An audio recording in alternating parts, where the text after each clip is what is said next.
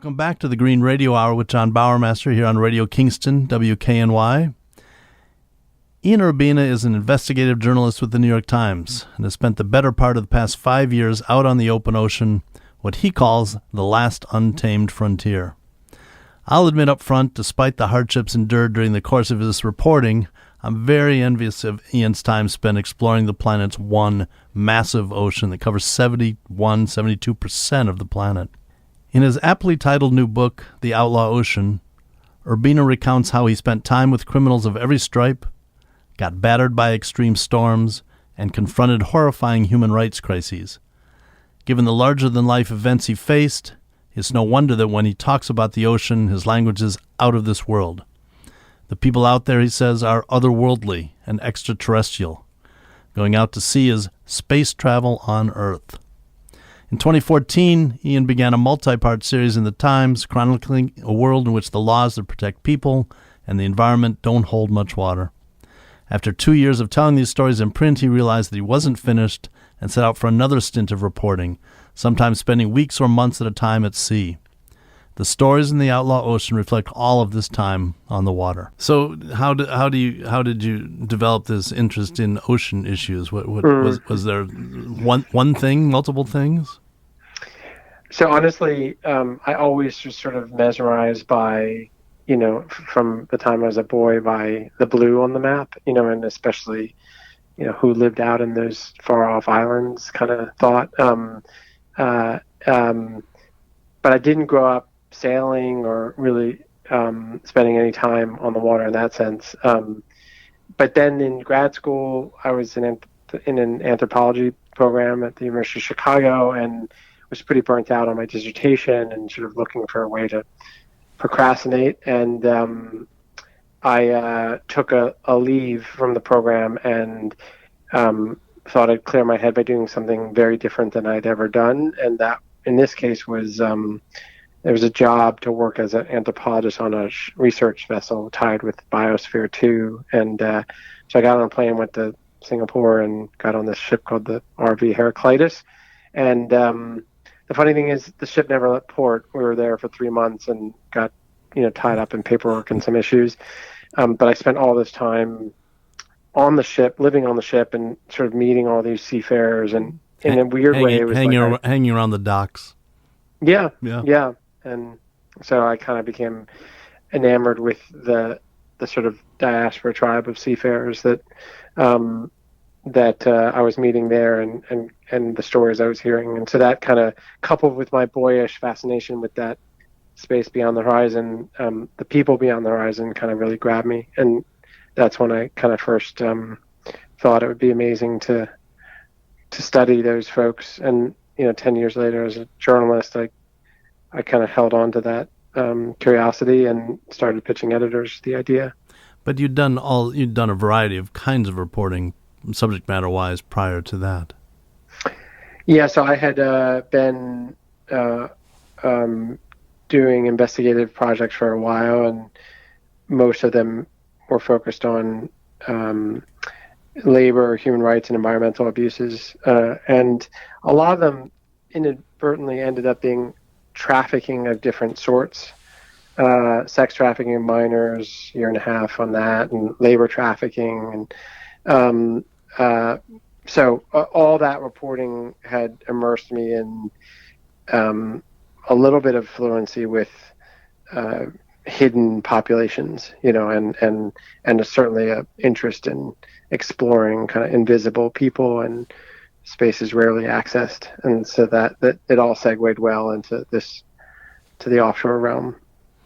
And when you started the series of newspaper stories, did you imagine that it would lead to, I guess, or did you imagine it as a series, or did you think it was a one-off when you started?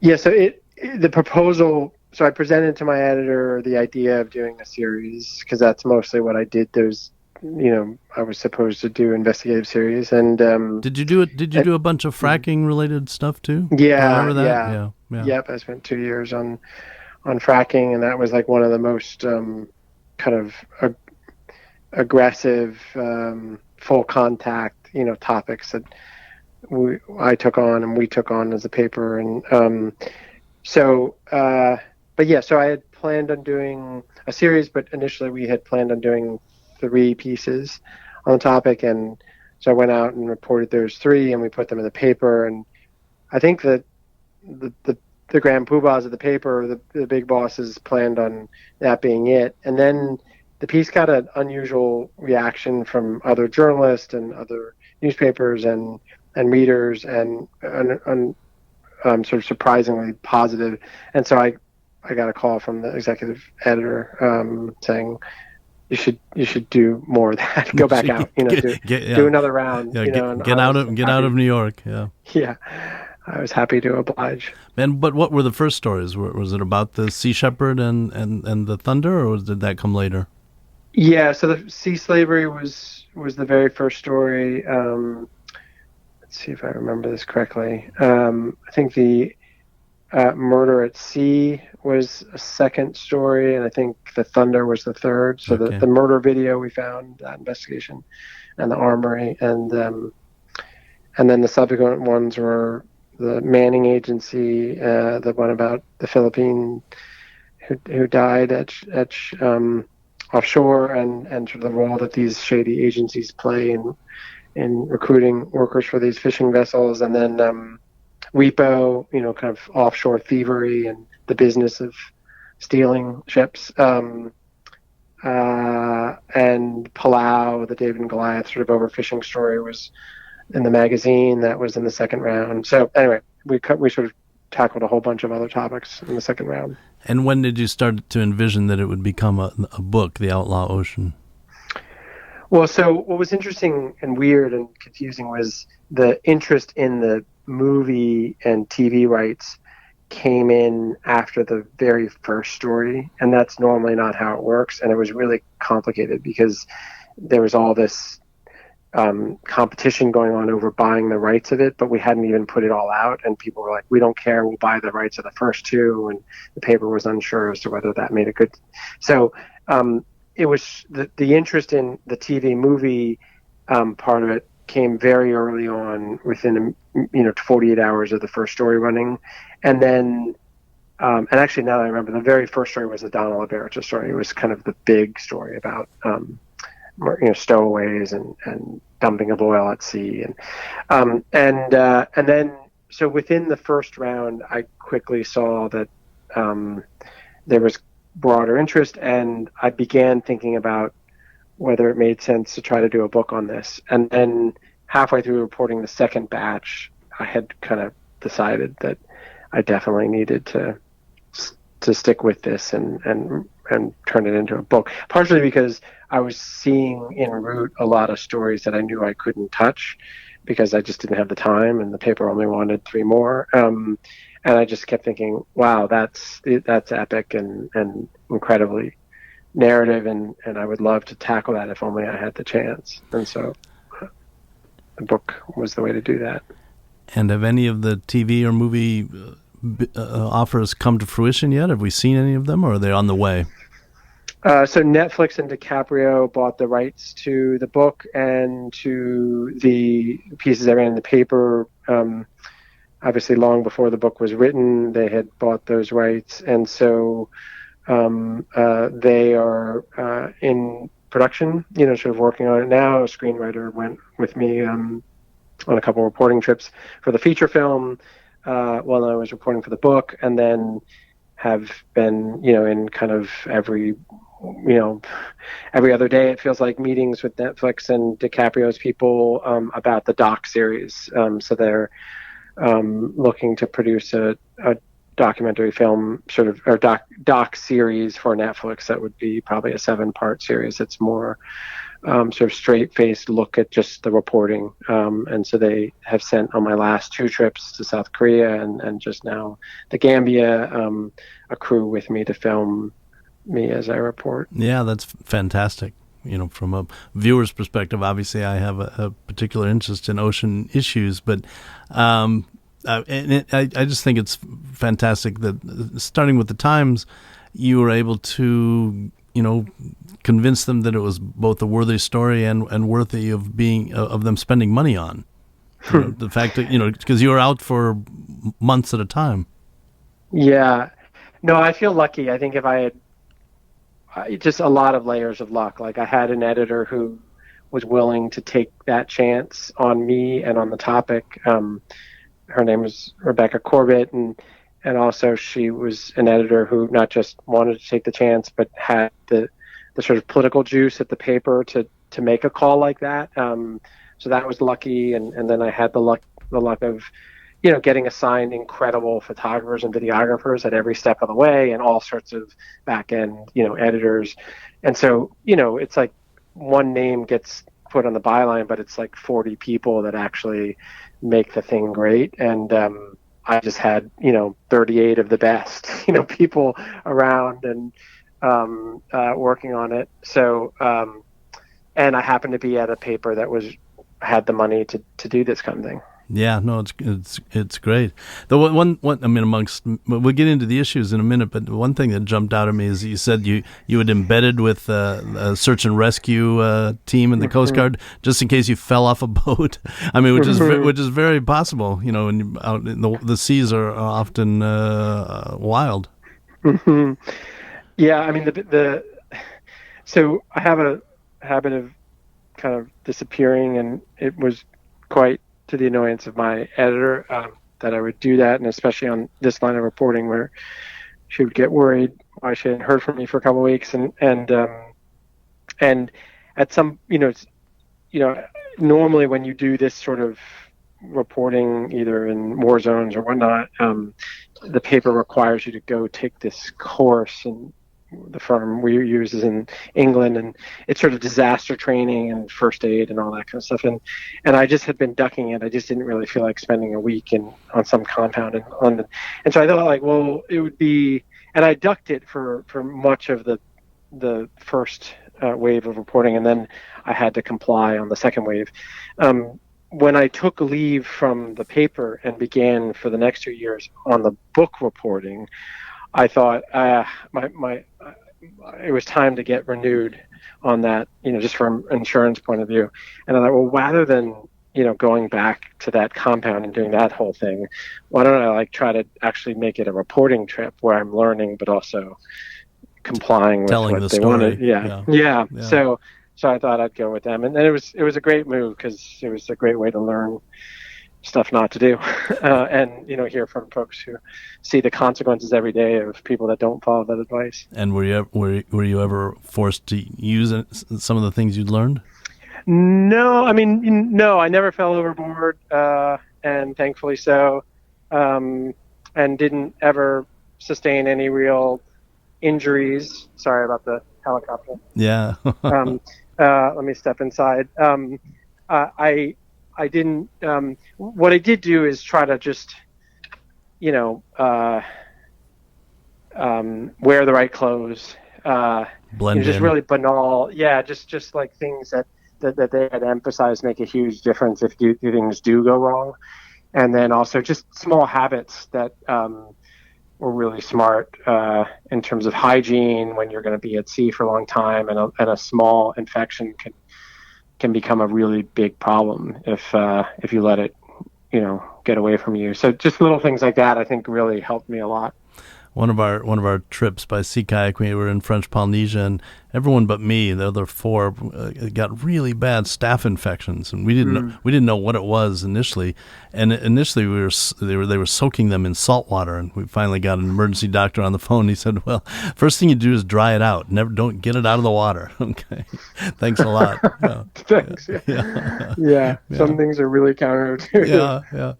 Well, you're talking about a subject matter to a degree that covers more than 70% of the globe, and the book, which is fantastic. You talk about illegal fishing, overfishing, slavery, arms trafficking, waste dumping. How did you decide where to start and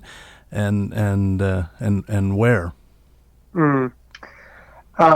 So in the reporting for the paper, I wrote a memo that offered 10 stories, and my editor, pointed at 5 that she thought were stronger, and then the executive editor said I like these three. So it went from 10 to 3, and let's have them start on this and see how that goes. So it's really kind of non-committal and heartbreaking in some level, because the 7 that ended up, not in the finals, I thought were all fantastic. And so it's just a matter of, if part of our point is to show the diversity of characters and crimes occurring out there, then that model helps you select your stories, because you're looking for ones that aren't alike each other. And I started, the first one I went to report was the sea slavery one. It had been covered a fair amount by The Guardian and Al Jazeera and a bunch of folks before, and AP subsequently.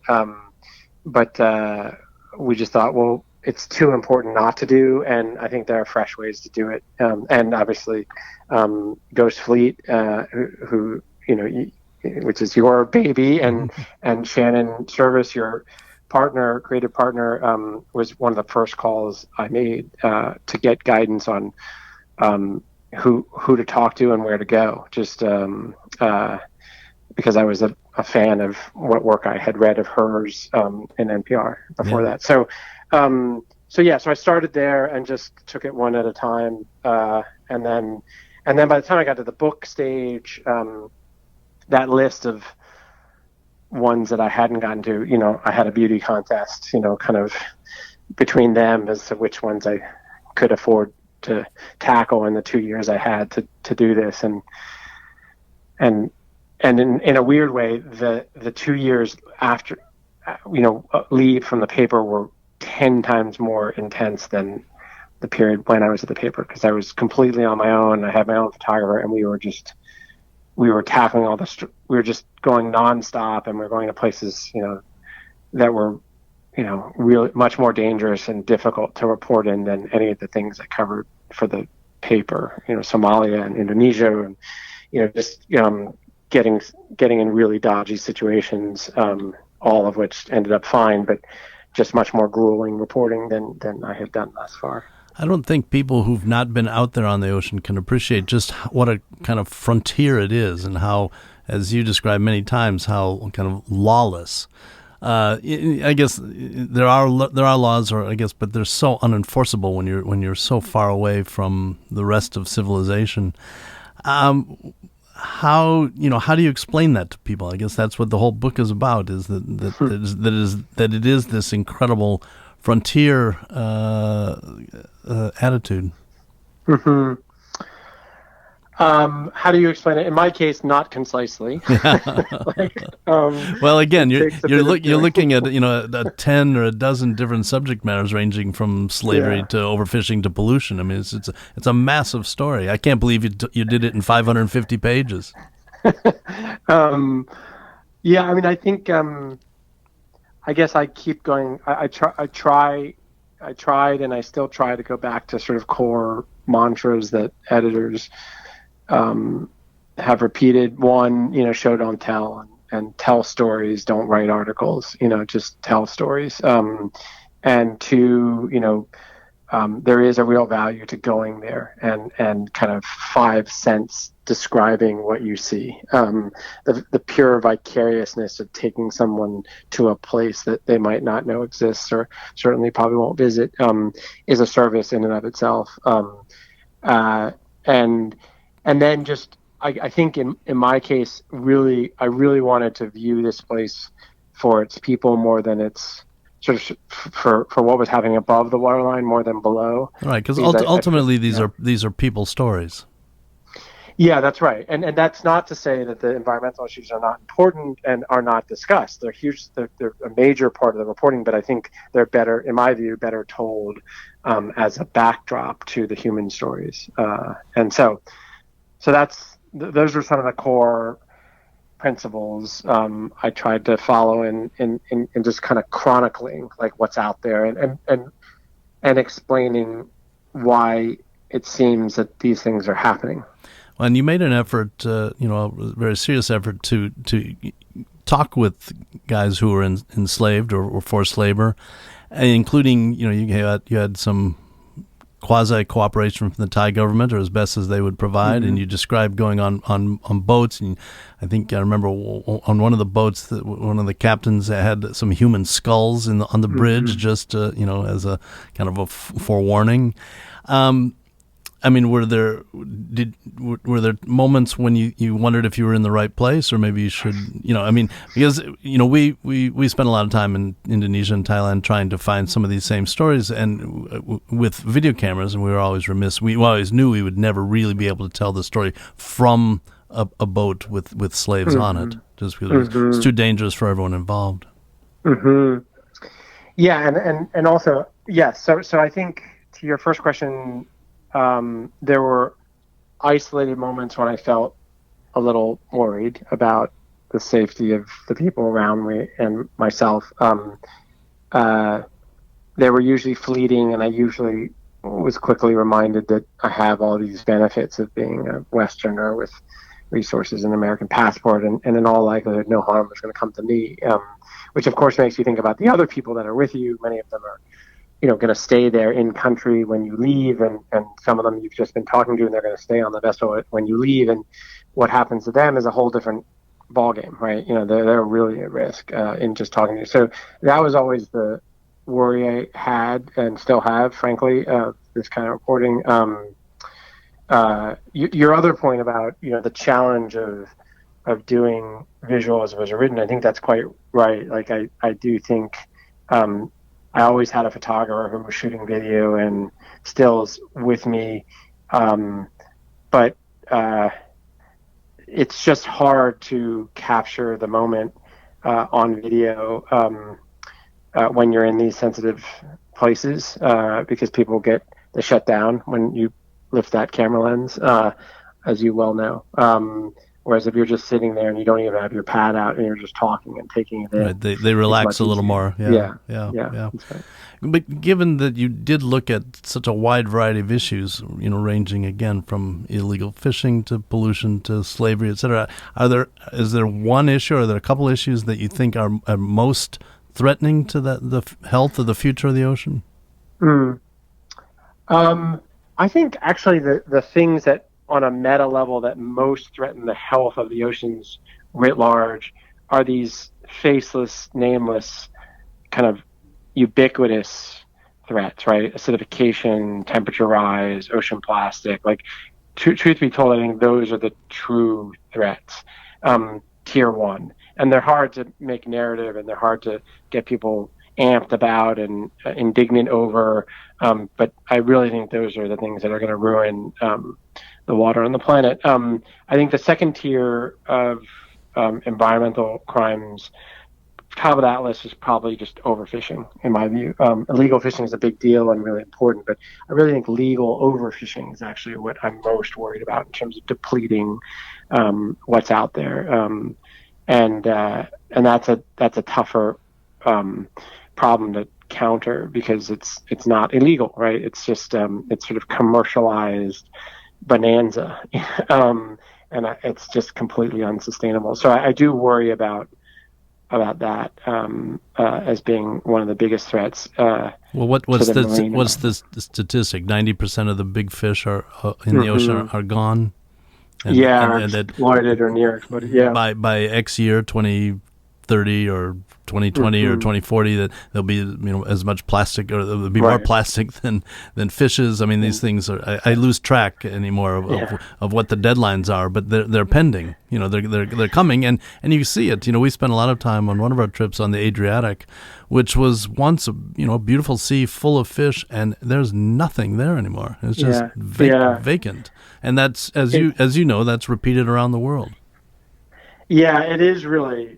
Like you say, those statistics are almost so shocking that you struggle to believe them, even though they seem to be true.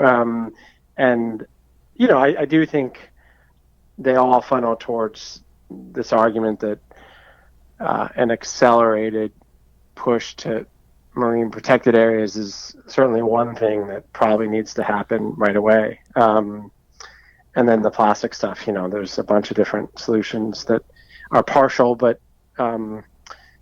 probably urgent, to try to stem the flow waste heading into the oceans, starting with on-land solutions, so, landfill placement and stuff like that, sanitation policy. Really boring stuff. Yeah, not very sexy, No, but necessary. But Yeah. the reporting continues. Today is whatever date it is, Tuesday. When are you off again, and where to? So I head next. So today is September 10th? So yeah, September 10th. So I guess I'm headed in probably November to Libya. Taking a look. I'll be a little bit oblique here, and as good journalists are, but taking a look at the way that the European Union is essentially funding the Libyan Coast Guard to almost like a mercenary force, keep refugees, sometimes in pretty brutal fashion, from leaving Libya and making it to Europe.